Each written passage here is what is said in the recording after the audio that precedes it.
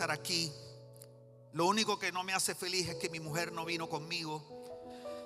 Pero por ahí me dijeron que cuando vino Jesse, que como que les gustó.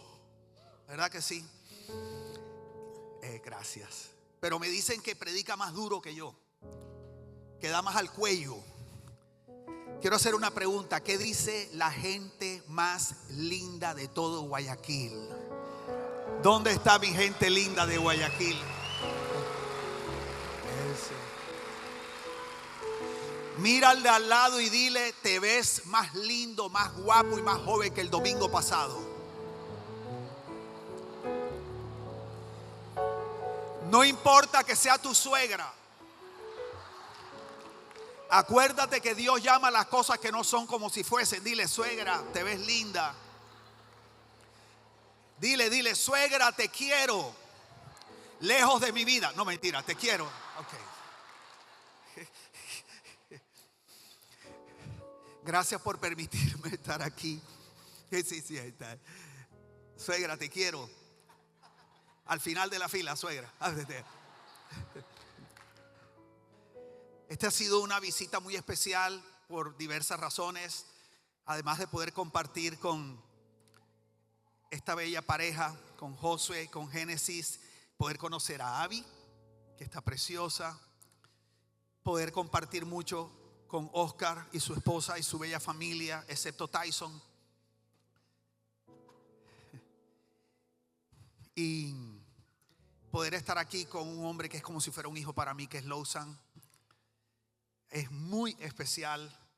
El don que Dios ha puesto sobre ti es algo, qué cosa tan tremenda, ¿verdad? Tú tienes algo que Dios te ha dado, que tú abres la boca y uno siente que uno inmediatamente se conecta con Dios. Es algo tremendo. Y yo le agradezco a Dios ser parte de tu vida. Y te felicito. También te voy a decir que estoy muy orgulloso de ti. Esa batalla que tú lidias por el don que Dios depositó en ti y al mismo tiempo ser hijo de un general. Y esa batalla de honrar a tu padre y su memoria y al mismo tiempo buscar tu camino y lo que Dios te ha mandado a hacer en medio de todas las cosas que te colocan en las redes. Me impresiona ver cómo has madurado y lo que Dios, donde Dios te ha llevado a ti, a tu esposa, con Tiaguito. Por cierto, quiero aclarar, ellos tienen un perro. Ese perro, Taro, es más buena gente que Tyson, donde yo estoy ahora mismo. Porque ustedes saben que cuando tú conoces al dueño de un perro, casi siempre, aunque el perro muerde, el dueño te habla bien. No, él es lindo, él no hace nada, tú sabes. Pero cuando tú llegas a una casa y el propio dueño te dice: ten cuidado, es bravo, él muerde, tú dices: esto es del diablo, tú sabes, este perro. Así que, ¿cuántos están listos para recibir una palabra de Dios? De verdad, ¿cuántos están listos para recibir una palabra de Dios en esta mañana? Hoy vamos a tocar un tema espinoso, un tema por el que me han preguntado mucho últimamente. Uno de esos temas que cuesta abrazar, que cuesta hacer parte de la vida. Pero yo creo que cuando los hijos de Dios abrazan la verdad que vamos a hablar hoy, es abrir la puerta a la bendición, la abundancia y la materialización de los buenos planes de Dios para tu vida. Yo creo que sin abrazar esto que vamos a hablar hoy, difícilmente tú podrás experimentar todo lo bueno que Dios tiene para ti. ¿Cuántos quieren saber de qué vamos a hablar hoy? Acompáñame a 2 de Samuel 7:22 y dice: qué grande eres, oh Señor soberano. Di conmigo: Señor soberano. No hay nadie como tú. Nunca hemos oído de otro Dios como tú. ¿De qué vamos a hablar hoy? Vamos a hablar de la soberanía de Dios. La soberanía de Dios es un tema complicado. Cuando nosotros no tenemos la relación correcta con este atributo de Dios, nos podemos terminar resintiendo con Dios. Podemos dudar del amor incondicional del Padre hacia nosotros. nos resistimos a los planes de Dios. Entonces es fundamental poder aprender a tener una relación correcta con la soberanía de Dios. Quiero que noten que en ningún momento he usado la palabra entender. Fíjense, quiero que noten, y eso lo voy a machacar y lo voy a afirmar y reafirmar durante toda la enseñanza. Mira que yo no he dicho que debemos aprender a entender la soberanía de Dios. Te tengo una mala noticia: es imposible entender la soberanía de Dios. Por eso te estoy hablando de tener una relación correcta con la soberanía. Jamás entenderla, porque para la mente humana es imposible entender la soberanía de Dios. ¿Cómo es la relación con la soberanía de Dios? ¿Qué es la soberanía de Dios? Porque abrazarla es fundamental para vivir en paz y disfrutar los buenos planes que el Padre tiene para nosotros. ¿Qué significa que Dios es soberano?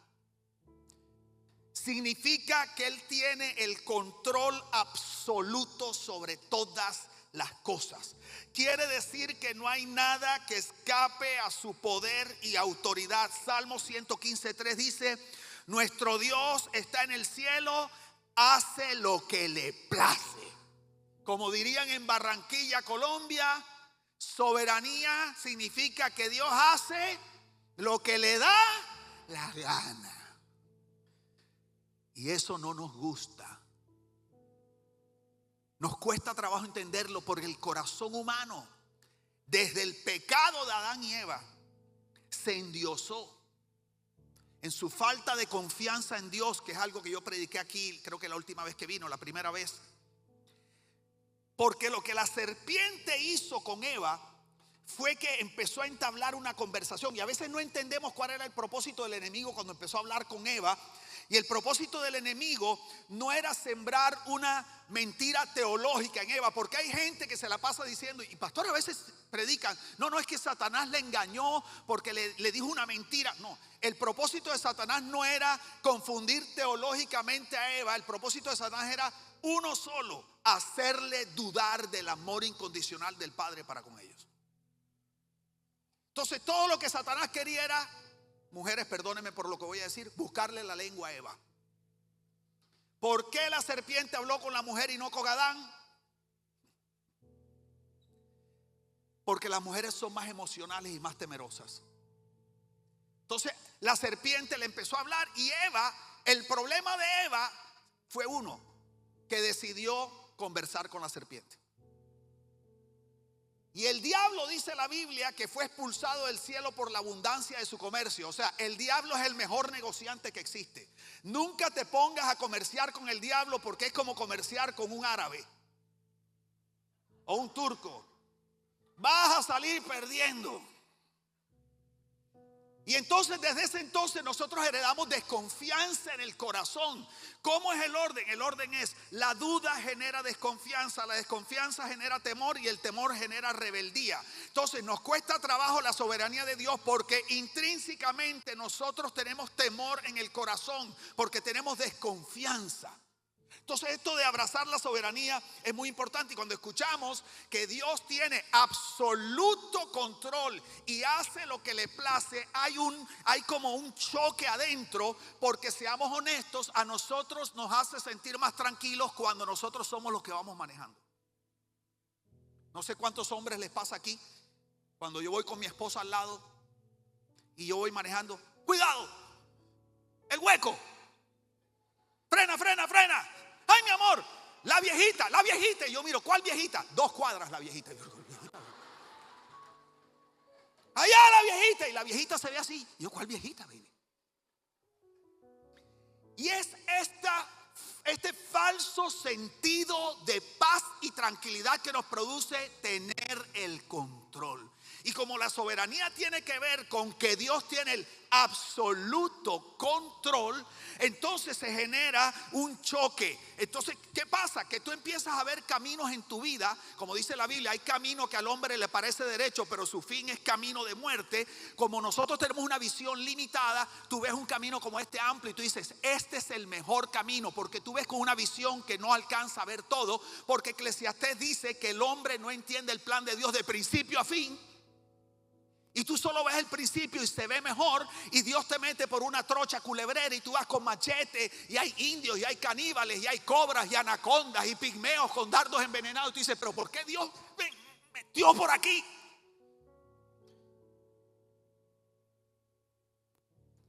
Y en nuestra visión limitada y nuestra inteligencia humana manchada por el pecado, osamos creer que nuestros caminos son mejores que los de Dios.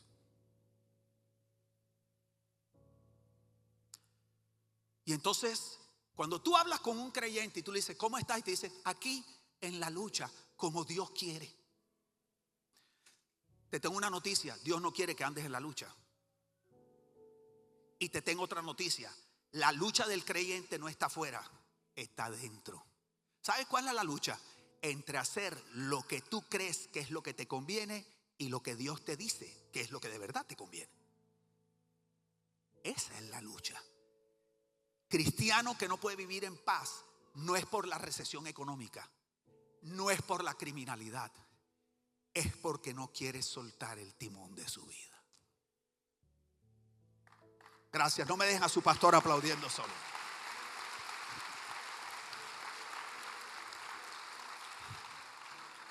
Mi deseo genuino con esta enseñanza es que aprendas a abrazar la soberanía de Dios correctamente. Y eso te ayuda a decir lo que dijo el salmista en Salmo 73, 28. Dice, en cuanto a mí, qué bueno es estar cerca de Dios. Oye, hice al Señor soberano mi refugio, y a todos les contaré las maravillas que hace. Quiero que notes, porque me encanta lo específica que es la Biblia. Ahí no dice, hice al Señor mi refugio. Dice, hice al Señor soberano mi refugio.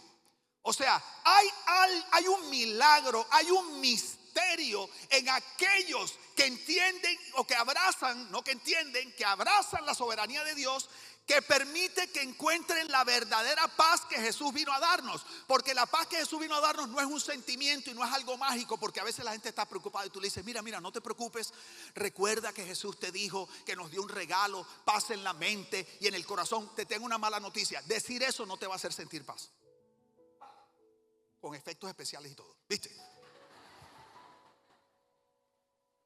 Es como el que sale de su casa y dice, me pongo la armadura de Dios. No me diga. ¿Cómo así que te la pone?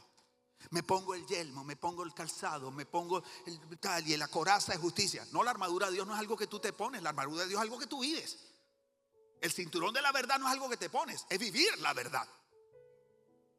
Entonces, la soberanía, este asunto, esto no es algo que, sí, Señor, y yo, no, esto es un asunto de vida. Entonces, el salmista dice, hice del Señor soberano mi refugio. Tu verdadero refugio y tu verdadera paz está en hacer del Señor soberano tu refugio. ¿Qué es refugio? Refugio en el original significa esperanza. Digo conmigo, esperanza. Digo conmigo, confianza. ¿Qué significa refugio? Esperanza y confianza. Mira cómo dice Salmos 91:2. Declaro lo siguiente acerca del Señor. Solo Él es mi refugio, mi lugar seguro. Él es mi Dios y en Él confío. Quiero que digas conmigo, el Señor es mi refugio, solo Él es mi Dios y en Él confío. Fíjate, el Señor soberano es tu refugio, es tu esperanza. Solo Él es tu Dios. Quiero que notes, refugio, solo Él es mi Dios. Tú dirás, no, sí, Dios solo es mi Dios. ¿Estás seguro que tú no eres tu Dios? Porque a veces nosotros pensamos en ídolos y hablamos de los católicos. No, que las estampitas, no, que si la Virgen, no, que... Yo conozco muchos creyentes que tienen ídolos. Por ejemplo, sus hijos. Hay gente que adora su matrimonio. Y hay gente que ellos son su propio Dios. Porque ellos mismos se autodirigen. Ellos mismos deciden lo que tienen que hacer. Y el salmista está diciendo, no, el Señor es mi refugio, Él solo es mi Dios, en Él confío. ¿Qué quiero enseñarte en la introducción del tema de hoy? Quiero enseñarte que al final nuestra capacidad de abrazar la soberanía de Dios es un asunto que tiene que ver con la confianza. Tú no puedes abrazar al Señor soberano si primero no confías en Él. Resumo el resumen resumido de la introducción. La soberanía no se entiende, se abraza. Digo conmigo, la soberanía no se entiende, se abraza. Dilo como si lo creyeras, dilo. La soberanía no se entiende. La soberanía no se. Y es un asunto de falta de confianza. Quiero hacer una pregunta. ¿Cuántos aquí les cuesta trabajo confiar? Levantemos las manos al Señor. Es justo y necesario. Me equivoqué de lugar, perdón. Es justo y necesario.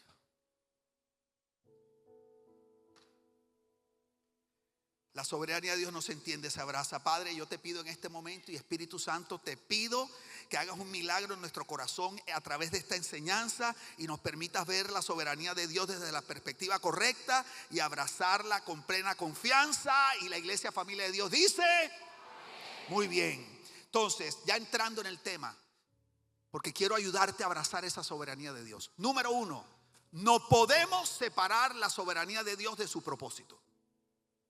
Quiero que lo digas conmigo. No puedo separar la soberanía de Dios de su propósito. Súper importante. Ayer yo escuché, fue ayer, una enseñanza. Oye, he hecho tanto en estos días, Josué, que siento que llevo 2 semanas aquí en Ecuador.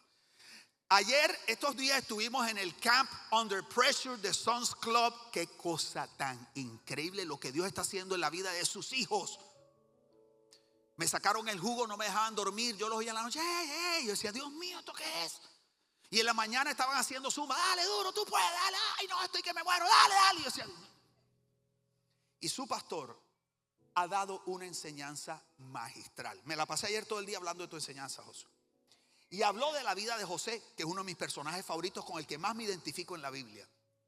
Y me parece mentira, porque yo tenía algo ahí que tú dijiste. Josué recibió, ¿cómo es que? Josué fue entregado por sus hermanos a los 17 años.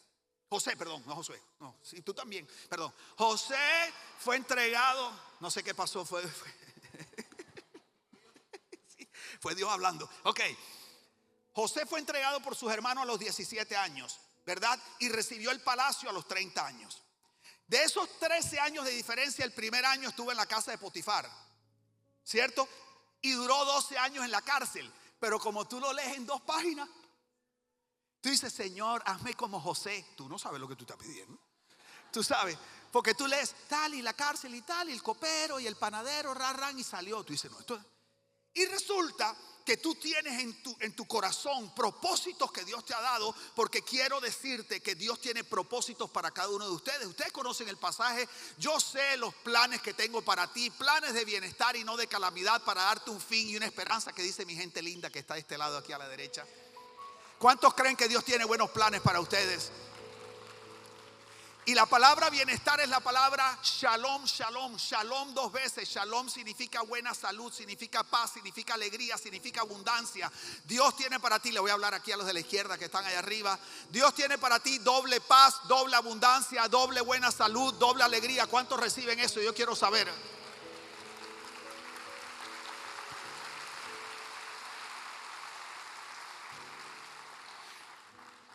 Entonces, no hay duda. Dios tiene un gran propósito para ti. Pero tú no puedes separar ese propósito de la soberanía de Dios. La única manera que tú vas a ver ese propósito cumplido es cuando tú navegas en el río de su soberanía. Eso tiene un lado negativo, digamos, no es negativo, pero es positivo o negativo, que te toca ir por ahí. Quiero ser muy claro. El propósito de Dios no se cumple mágicamente. Tú tienes que escoger caminar hacia ese propósito. Y hacia ese propósito solo hay un camino. ¿Sabes cuál es? La soberanía de Dios. Tú no puedes tomar un atajo, no puedes buscar el que más te gusta, porque cada vez que quieres tomar un atajo lo alargas más. Y si tú quieres que el propósito se cumpla en ti, lamentablemente te digo que tarde o temprano tienes que volver a caer en el camino de su soberanía. Y el examen que no pasaste, te toca volverlo a repetir.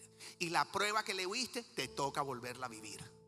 Porque no puedes separar el propósito de Dios de su soberanía. Entonces en la vida de José fue una cosa tremenda, porque José pasa todos esos años en la cárcel. Y yo no sé si tú sabías, pero José no cayó en la cárcel por ser una mala persona. José cayó en la cárcel porque estaba en el propósito de Dios. Porque si a ti te meten preso, justamente tú dices, me lo merezco, Dios va a hacer algo a través de esto. Pero si a ti te meten preso, escúchame, por ser fiel a Dios. Quiero que escuche. Por eso es que la soberanía de Dios no se entiende.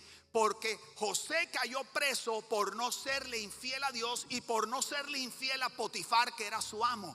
Porque la esposa de Potifar se le movieron los pies con José. Y cuando a lo mejor Potifar ya era un viejito así medio, tú sabes, chuchumeco. Y a lo mejor cuando llegó José y vio a José así, que tú sabes, se veía todo buen mozo y fortachón, la mujer dijo, Dios mío, gracias Señor por traerme esta bendición a mi casa. Y entonces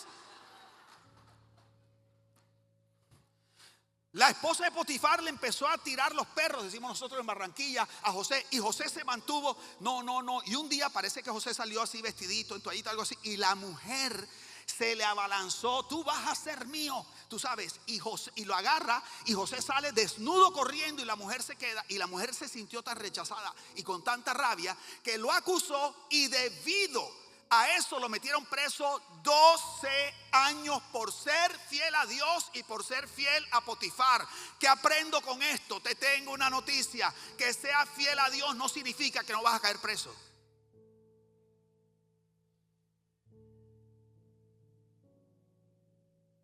Sobre todo si esa cárcel es parte de su soberanía para que se cumpla su propósito. Pero queremos el propósito sin la cárcel. Queremos la tierra prometida sin desierto. Queremos la gloria sin cruz.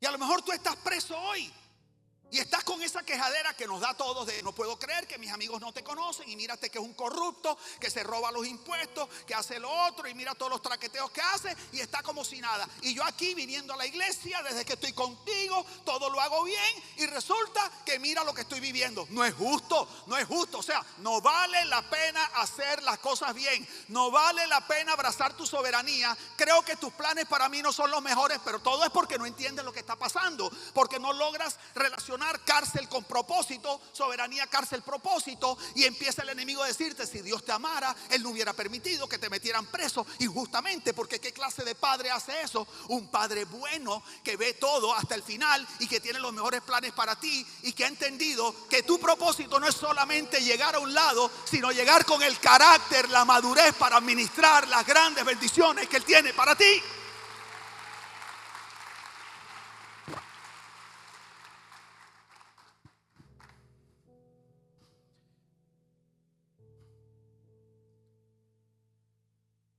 La realidad es que uno nunca hubiera dicho: Señor, quiero madurar para estar listo para el propósito que tienes para mí. Por lo tanto, méteme preso, Padre.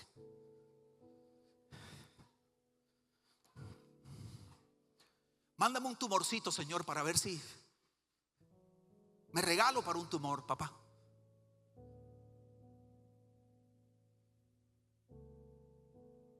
Es que no es fácil. Entonces queremos mucho el propósito, pero creo que el problema es que detrás de ese anhelo del propósito, lo que queremos es ser bendecidos y no realmente vivir ese propósito para la gloria de Dios. Lo que queremos es el premio, y no hemos entendido que ese premio no es un premio, es una bendición que Dios nos da para bendecir a otros. Porque el propósito de Dios siempre involucrará quererte usar para que otros lo conozcan y también cumplir su propósito en ellos, y que su gloria llene las naciones. Pero nosotros vemos el propósito como premio. Llegué, listo, era lo que quería, mi tierra prometida. Y resulta que no. Todos los propósitos de Dios son plataformas para cosas más grandes que Dios quiere empezar a hacer a partir de ese propósito. Entonces Dios necesita madurarte, necesita matar tu ego, necesita enseñarte a cómo lidiar con tu carne, necesita enseñarte a tomar decisiones sabias, necesita enseñarte a tener el carácter de mantenerte firme en tus convicciones a pesar de todo lo que estás viviendo. ¿Por qué? Porque al final no es para que tú no pierdas la bendición, es para que tú no mal administres su propósito.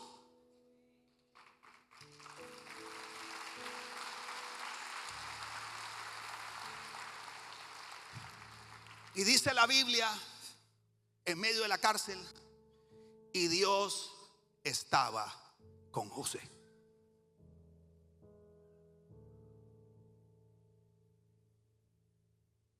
Quiero darte un consejo. Si estás en la cárcel en este momento, en una cárcel, se llama enfermedad, algo legal, familiar, no trates de escapar de la cárcel. Porque ahí en la cárcel fue donde José tuvo la oportunidad de llegar al palacio. Porque el sueño que él interpretó de Faraón se enteró adentro de la cárcel, no fue en la casa de Potifar. Y a veces estamos tan amargados con Dios y quejándonos tanto que no nos damos cuenta que Dios nos está dando en ese momento la plataforma para salir de la cárcel y entrar en el propósito. Y yo quiero aconsejarte, como dice Proverbios 4:23, que sobre toda cosa guardada guardes tu corazón. No te amargues con Dios. Porque ¿de qué te sirve salir de la cárcel y llegar a tu propósito pero con el corazón endurecido? Y perder la sensibilidad a la voz de Dios, al susurro de Dios. Y ahora Dios tiene que gritarte. Tú dices, pero no entiendo por qué ya no siento a Dios como antes. No entiendo por qué. ¿Sabes por qué? Porque en medio de las cárceles de la vida que Dios permitió para cumplir su propósito en ti, para madurarte, empezaste a cuestionar a Dios y endureciste tu corazón contra aquel que es el que tiene lo mejor para ti. Y el enemigo siempre se va a liar con esa voz. ¿Te das cuenta? ¿Tú crees que Dios te ama? ¿Cómo Él permitió esto en tu vida? Mi esposo y yo perdimos 3 bebés. Y si no fuera por eso, yo no sería la autoridad que soy en paternidad hoy. Hemos perdido iglesias, nos han sido quitadas. No, que es una traición. Si yo traté bien a la gente, ¿cómo ellos me pagan de esta manera? Si no fuera por eso, yo no pudiera ser padre para una generación de líderes que necesitan a alguien que los paternice sin poseerlos y sin usar a sus hijos como trofeos, sino simplemente ser esa plataforma para que los hijos puedan hacer mayores cosas. Porque llega un momento que ya a ti tú dices, ay, si yo tuve una iglesia de 6,000 personas y mira, ahora tengo una de 400, pero yo llego aquí, José, tan joven. Entonces yo tuve que madurar a través de pérdidas para aprender a sentirme sentirme agradecido con Dios por el privilegio que es participar en la vida y sembrar en la vida de Él, para que entonces todos ustedes puedan, un poquito de mi experiencia, porque yo no soy su pastor directo, pero un poquito de mi dolor, un poquito de mi cárcel, para que Él no tenga que vivir cosas que yo viví, porque Él va a vivir sus propias cárceles. Pero ¿por qué va a vivir cárceles cuando hay padres que le podemos enseñar? Si yo no mato los gigantes que me corresponden a mí, a mis hijos y mis discípulos le va a tocar mis gigantes. Entonces yo quiero bendecir a este hombre. ¿Por qué? Porque todo lo que pasa en este lugar, yo me siento parte. Cada vez que él me llama y me dice, vamos a abrir en el sur, estamos buscando el auditorio, vamos a mudarnos, yo me siento parte, porque yo siento que yo pongo semillas. Pero yo no pudiera hacer eso con gozo y libertad, sin sentir celos y envidia, si no hubiera perdido todo lo que he perdido. Ojo.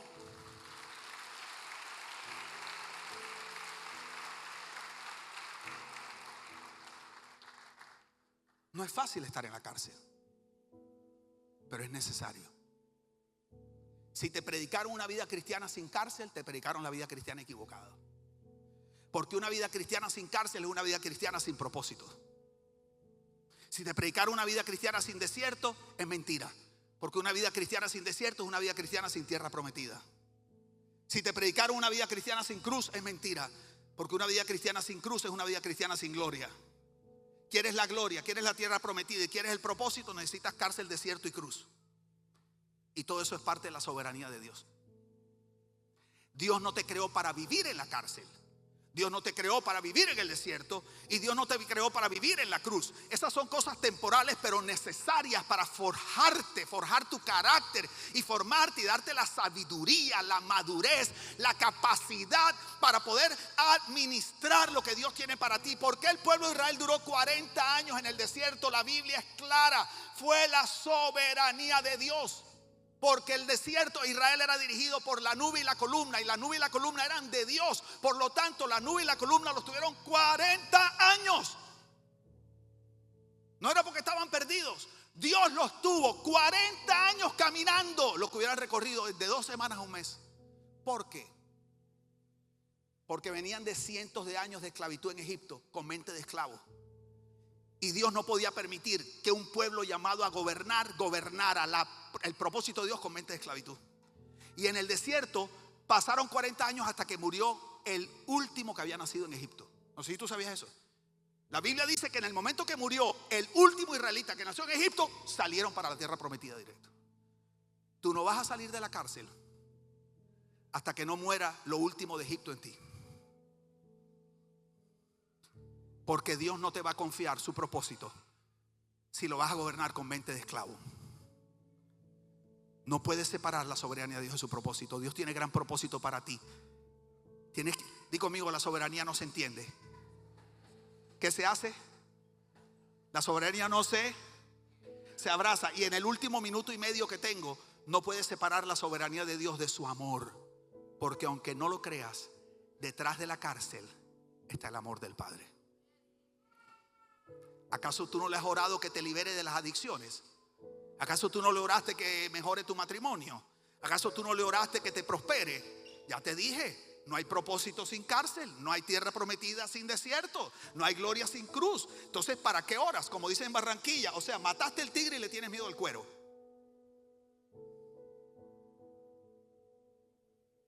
Dios te ama tanto que te está contestando tu oración. Lo que pasa es que la respuesta no es la que tú creas, no es ganarte la lotería. Es tratar tu carácter. Es sanarte de tus enfermedades, de tus vacíos. Es liberarte de tu idolatría hacia ti mismo y de tu desconfianza y de tus dudas hacia Dios y sus planes y su amor. Para que puedas ser verdaderamente feliz. Tú no has visto los documentales de la gente que se gana la lotería y a los 2 años están pobres otra vez y quedan peor que antes. Lo que a ti te falta no es dinero. Lo que a ti te falta es carácter. La pobreza no es una condición natural. Es un sistema y una estructura de pensamiento. Dios te ama tanto que te va a dirigir hacia su propósito en ti. Te ama tanto que va a sanar tu matrimonio de verdad. Te ama tanto que va a sanar todas las heridas profundas de tu corazón. Te ama tanto que va a llenar todos tus vacíos que te han hecho mendigar amor en los hombres equivocados. Te ama tanto que te va a ayudar a que aprendas a escoger la pareja correcta y no que la escojas desde tu enfermedad.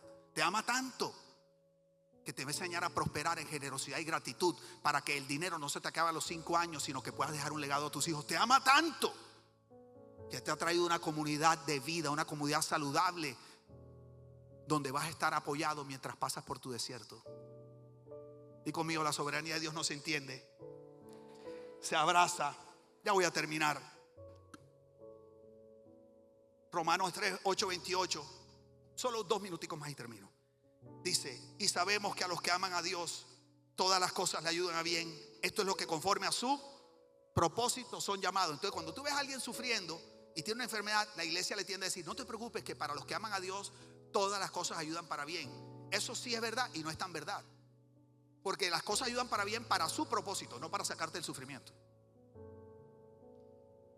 Entonces tú le estás dando una falsa esperanza, porque si esa persona no abraza la soberanía de Dios, eso no le ayuda para bien. Eso va a ser una enfermedad, una cárcel. Pero eso ayuda para bien si esa persona entiende que eso que está viviendo es para su, y abraza su. Dios tiene grandes cosas para ti. Dios tiene grandes cosas para tu familia. Tú fuiste llamado a ser cabeza y no cola. Dios te apartó para grandes cosas. Tus hijos están en las manos de Dios. Dios te puso en la tierra para dejar un legado incorruptible. Tus generaciones van a estar guardadas en la mano de Dios. Dios te creó para un gran propósito, pero necesitas entender que la soberanía de Dios la soberanía de Dios ¿Cuántos quieren abrazar la soberanía de Dios en este día? Vamos, colócate de pie y dale un aplauso bien fuerte a Dios. Colócate de pie.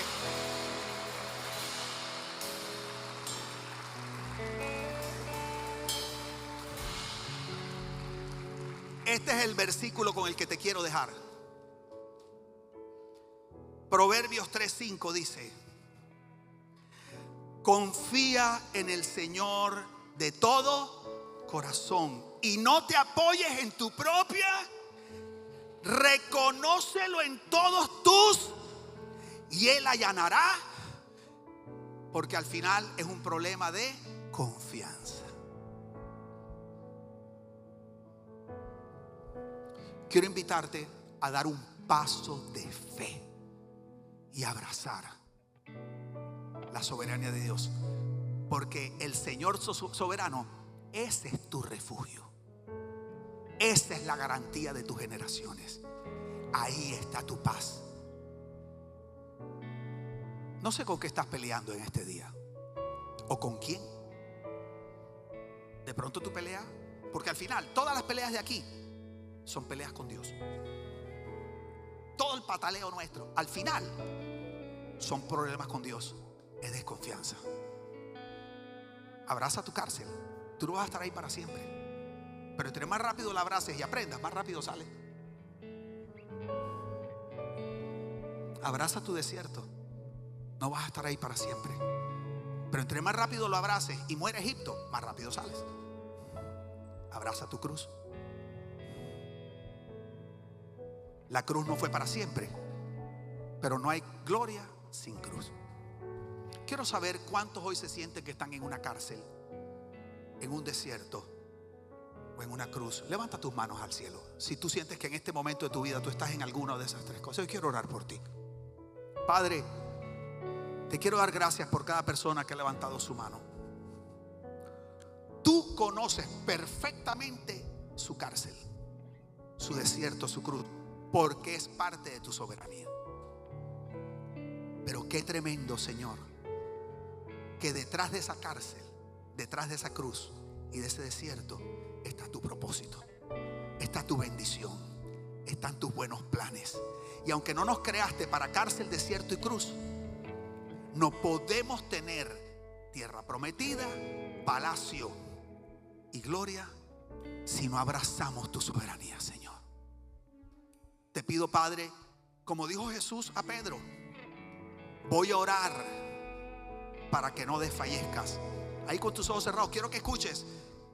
Pedro, Satanás ha venido para zarandearte. Y Jesús no le dijo, pero no te preocupes que yo lo voy a reprender para que no te zarandee. No. Jesús dijo, voy a orar para que no desfallezca. O sea, no voy a evitar la zarandeada. Lo que voy a orar es que te permanezca firme mientras te zarandean. Yo le pido a Dios ahora mismo que permanezca firme, enfocado en el propósito de Dios, en el amor de tu Padre. Y recuerda que tú no logras ver todo de principio a fin. A lo mejor se ve difícil, el camino está culebrero, a lo mejor hay dolor, a lo mejor ahora mismo hay algo que tú sientes que no puedes manejar, pero tú no estás solo. Recuerda, y Dios estaba con José. Dios está contigo, te lleva de tu mano. No te resistas, déjate llevar, abraza el proceso, porque lo mejor está por venir. Dios te creó para cosas grandes, maravillosas, preciosas. Su voluntad es buena, agradable y perfecta.